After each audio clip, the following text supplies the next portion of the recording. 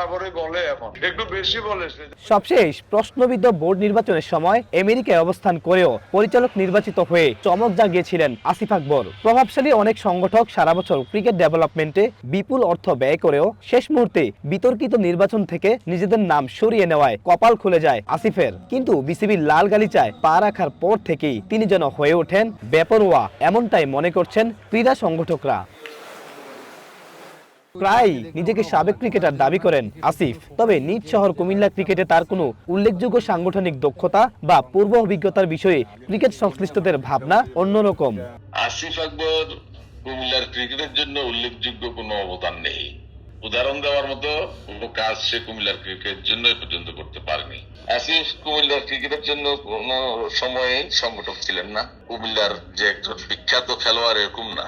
বিখ্যাত যেসব খেলোয়াড়রা জাতীয় পর্যায়ে খেলেছে, উল্লাস, বগলু, ওয়াসেল, তাদের পর্যায়েও পড়ে না যে আসিফ উল্লেখ করার মতো কোনো খেলা সে কখনোই খেলেনি।